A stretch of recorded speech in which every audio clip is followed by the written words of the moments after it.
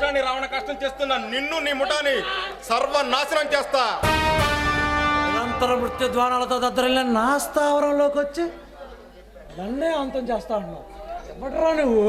ఎవరు పేరు చెప్తే సప్త సముద్రాలు ఉప్పొంగుతాయో, ఎవరిని చూస్తే నీలాంటి రౌడీల గుండెల్లో రైళ్లు పరిగెత్తుతాయో ఆ అభిమన్యుడు వారసుణ్ణి, టైగర్ని.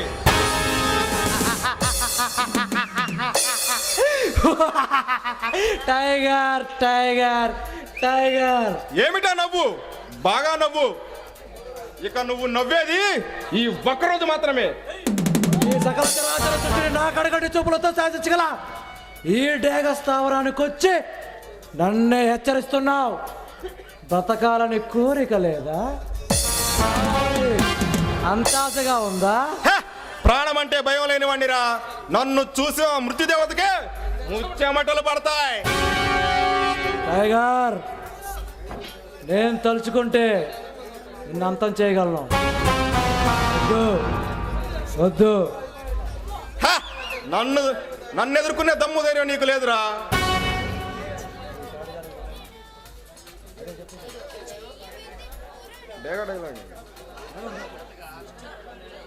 మిస్టర్ అజయ్, నువ్వు టైగర్ గా మారినంత మాత్రాన నన్నేమి చెయ్యలేవు. నువ్వు డేగగా మారావని నాకు తెలుసురా. నీ శాడిజానికి బలైన నందిని లవర్ని నేను. నా నందిని నాకు కాకుండా చేసి నిన్ను అంత ఈజీగా వదిలిపెట్టను. నిన్ను దాని దగ్గరికే పంపిస్తా. అప్పుడు తెలుస్తుంది ఈ డేగ పవర్.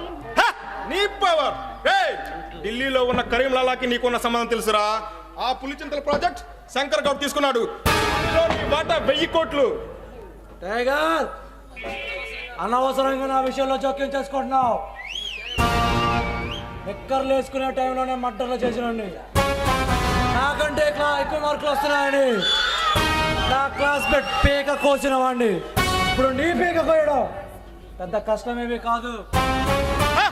నీలాంటి రౌడీ నాయల పాలిట రౌడీ సింహాన్ని రప్పాడించడానికి రాక్షస రాజ్యంలో గడిపెట్ట రాజాని, టైగర్ని. రాజ్యంలోకి రాజాల అడుగు పెట్టాను విర్రవీగుతున్నావు. నిన్ను భూస్థాపితం చేసి బూడిద కూడా దొరకకుండా చేస్తా. నీ చేతిలో చనిపోయేంత పిరిగివాణ్ణి కాదురా. నీకు దమ్ముంటే ధైర్యం ఉంటే నాతో ఢీ కొట్టి నీ సత్తా నిరూపించుకో. అవసరం అనుకుంటే నిజే కాదు, నాకెవడొట్టు తగిలినా అడ్డు లేకుండా చేసుకుంటా. నీలాంటి నరహంతుకలను, దేశద్రోహంలో